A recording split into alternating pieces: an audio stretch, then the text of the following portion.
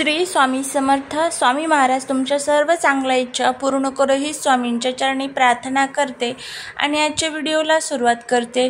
पण त्या अगोदर चॅनलवरती नवीन असाल तर सबस्क्राईब करा आणि शेजारील बेल आयकॉनलाही प्रेस करा, म्हणजे माझ्या सर्व नवीन व्हिडिओंचं नोटिफिकेशन तुम्हाला मिळेल आणि तुम्ही एक पण व्हिडिओ मिस करणार नाही. येत्या 10 तारखेला आहे अक्षय तृतीया आणि अक्षय तृतीयेच्या दिवशी आपल्याला मूठभर धण्यांचा एक उपाय करायचा आहे. ज्यावेळेस आपण हे मूठभर धणे आपल्या घरामध्ये ठेवू तर आपल्या घराची आर्थिक भरभराट होईल. त्याचबरोबर घरामध्ये धन धान्य सुख संपत्ती पैसा याची कधीच कमी पडणार नाही.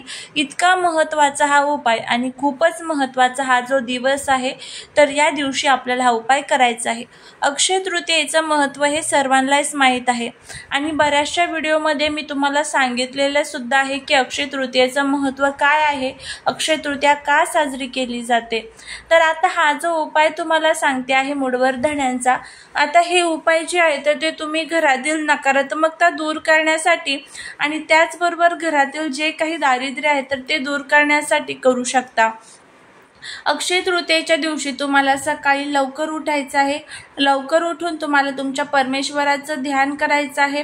त्यानंतर आपल्याला लगेच आंघोळीसाठी जायचं आहे. आंघोळ झाल्यानंतर आपला जो मुख्य दरवाजा असतो तर त्या मुख्य दरवाजामध्ये एक तांब्याभर पाणी तुम्हाला टाकायचं आहे, कारण अक्षय तृतीयेच्या दिवशी आपले पितृ हे पृथ्वी तलावरती येऊन आपल्या दरवाजाच्या बाहेर बसलेले असतात आणि ज्यावेळेस आपण हे पाणी त्या दरवाजामध्ये टाकतो तर त्यावेळेस त्यांच्या आत्म्याला शांती मिळत असते. त्यानंतर आपल्या उंबरठ्याचं आपल्याला पूजन करायचं आहे. हळदीचं लेपन द्यायचं आहे.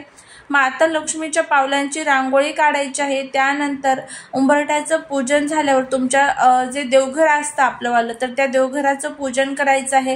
त्यानंतर अक्षय तृतीयेची जी मांडणी आहे, अक्षय तृतीयेच्या पूजेची जी पद्धत आहे तर ती पूजा तुम्हाला करायची आहे.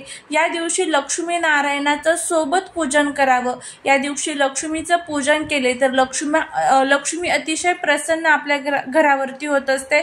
तर या दिवशी आवर्जून लक्ष्मीचं पूजन करावं. आता ज्यावेळेस आपण अक्षय तृतीयेच्या दिवशी लक्ष्मीचं पूजन करणार आहोत किंवा अक्षय तृतीयेचं पूजन करणार आहोत तर तिथे तुम्हाला हा उपाय करायचा आहे. आता जर तुम्ही पूजन करणार नसाल तर तुमच्या देवघरामध्ये तुम्ही हा उपाय करू शकता. आता सुतक पिरियड्स वगैरे असेल तर त्या टायमिंगमध्ये तुम्हाला उपाय करता येणार नाही. त्यामुळे कोणत्याही महिन्यातील शुक्रवारी जरी तुम्ही हा उपाय केला तरीही चालेल. आता अक्षय तृतीया ही शुक्रवारी आहे. शुक्रवार हा माता लक्ष्मीचा वार असतो. अक्षय तृतीया शुक्रवार आणि लक्ष्मी पूजन इतका महत्त्वाचा हा दिवस, त्यातल्या त्यात रवी योग, त्यातल्या त्यात सर्वार्थ सिद्धी योग आणि गजकेश्वरी योग या दिवशी तयार होत आहे. तर खूप महत्त्वाचा हा दिवस आहे. या दिवशी तुम्हाला मूठभर धणे तुम्हाला तुमच्या घरामध्ये घेऊन यायचे आहे. आता घरामध्ये असेल तर ते सुद्धा तुम्ही वापरू शकता. ऑलरेडी असणारे धणे तुम्ही जर घरातले वापरले तरीही चालेल. तर काय करायचं आहे बघा, एक लाल कलरचा कपडा घ्यायचा आहे. त्या कपड्यामध्ये तुम्हाला हे मूठभर धणे ठेवायचे आहे आणि त्यानंतर तुम्हाला आता हा पहिला जो उपाय आहे तो आपण आपल्या घरातील ज्या काही नकारात्मकता आहे त्या दूर करण्यासाठी आणि आपल्या मनामध्ये जी काही इच्छा आहे त्या इच्छापूर्तीसाठी करत आहोत. तर हे जे धणे आहेत धण्यांवरती तुम्हाला पोटली तयार करायची आहे. तुमच्या देवघरासमोर बसायचं आहे आणि तिथे तुम्हाला दिवा लावायचा आहे, धूप दीप अगरबत्ती करायची आहे किंवा ज्या ठिकाणी पूजा मांडलेली आहे तिथे बसायचं आहे आणि ही पोटली हातात धरायची आहे. हातात धरले की तुम्हाला महालक्ष्मी अष्टकमची सेवा त्याच्यावरती रुजू करायची आहे. किती वेळेस तर तुम्हाला 16 वेळेस महालक्ष्मी अष्टकम म्हणायचं आहे आणि एकदा विष्णू सहस्रनाम म्हणायचं आहे.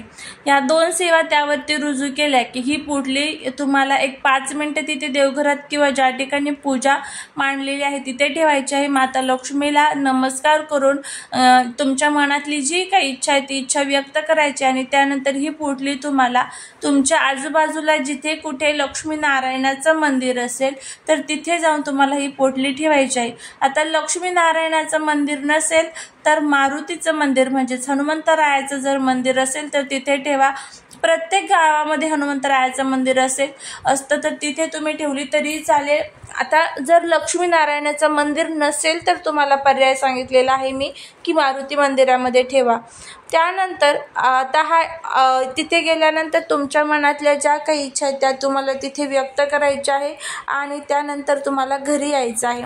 आता दुसरा उपाय, आपल्याला आपल्या घरामध्ये धन संपत्ती पैसा सुख वाढावं यासाठी आपल्याला हा पुढचा उपाय करायचा आहे. आता या उपायासाठी 1 रुपयाचं 1 नाणं, 1 लवंग, 1 कवडी, 1 हळकुंड आणि चिमूटभर धने तुम्हाला घ्यायचे आहे. आता सर्वात प्रथम आपल्या घरामध्ये जी कुंडी असते, आता तुम्ही जर गावाकडे राहत असाल तर तुमच्या शेतामध्ये तुम्ही हा उपाय करू शकता. शहरामध्ये राहत असाल तर आपलं जे घरामध्ये झाडं लावत असतो आपल्या बाल्कनीमध्ये, तर त्या कुंडीमध्ये तुम्ही हा उपाय करू शकता. तर काय करायचं आहे बघा, तुम्हाला जे आत्ता मी तुम्हाला साहित्य सांगितलं की 1 लवंग, 1 कवडी, 1 हळकुंड आणि 1 रुपयाचं नाणं, तर हे सर्व तुम्हाला त्या कुंडीमध्ये टाकायचं आहे. खोल खड्डा घ्यायचा, त्यामध्ये टाकायचं, वरनं माती टाकायची आहे. त्यानंतर थोडेसे मूठभर धणे घ्यायचे आहेत, देवघरासमोर बसायचं आणि त्यावरती परत तुम्हाला 16 वेळेस महालक्ष्मी अष्टकम आणि 1 वेळेस विष्णू सहस्रनामचं पठण करायचं आहे. आणि हे जे मूठभर धणे आहे, माता लक्ष्मीला सांगायचं की माझ्या घरामध्ये नेहमी सुख संपत्ती पैसा धन दौलत याची कधीच कमतरता येऊन देऊ नको, नेहमी माझं घर सुख संपत्तीने भरलेलं असू दे, अशा पद्धतीचा भाव ठेवायचा. आणि त्यानंतर हे जे धणे आहेत, ज्या कुंडीमध्ये आपण हे बाकीचं साहित्य ठेवलं त्या कुंडीमध्ये तुम्हाला टाकायचं आहे. आणि असं म्हणतात की ज्या प्रकारचे हे धणे उगवतात, म्हणजे आता जसे जसे ते धणे मोठे होतील तशी आपली प्रगती ही खूप मोठ्या प्रमाणामध्ये होत असते. तर असा हा प्रभावी उपाय जो आहे तर तो तुम्हाला करायचा आहे. बघा, आपण मंगल कलश आपल्या देवघरामध्ये ठेवत असतो, तर त्या मंगल कलशाच्या नारळाला ज्यावेळेस कोंब येतो तर तो कोंब जसा जसा वाढतो, जसं त्याचं झाड तयार होतं तसतशी आपली प्रगती होत जाते. त्याच पद्धतीचा हा उपाय आहे.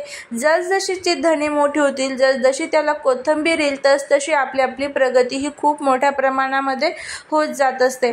तर असा हा अतिशय प्रभावी उपाय तुम्हाला करायचा आहे. अगदी साधा आणि सोपा उपाय आहे.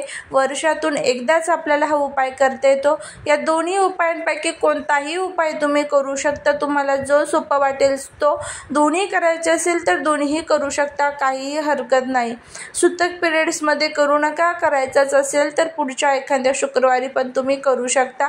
तर नक्की हा जो उपाय आहे तो करा. नक्कीच तुम्हाला याचे जे लाभ आहेत तर ते बघायला मिळतील. पण अक्षय तृतीयेच्या दिवशी ज्यावेळेस आपण हे उपाय करतो त्याचे फायदे अनेक पटीने अक्षय आपल्यासोबत राहतात. झालेली सेवा ही महाराजांच्या चरणी रुजू करते. व्हिडिओ जर आवडला तर लाईक शेअर आणि सबस्क्राईब करायला विसरू नका. भेटूया पुढच्या नवीन व्हिडिओसोबत, एका नवीन माहितीसोबत. हा व्हिडिओ तुम्ही तुमच्या फ्रेंड्सबरोबर फॅमिलीबरोबर नक्की शेअर करा. श्री स्वामी समर्थ.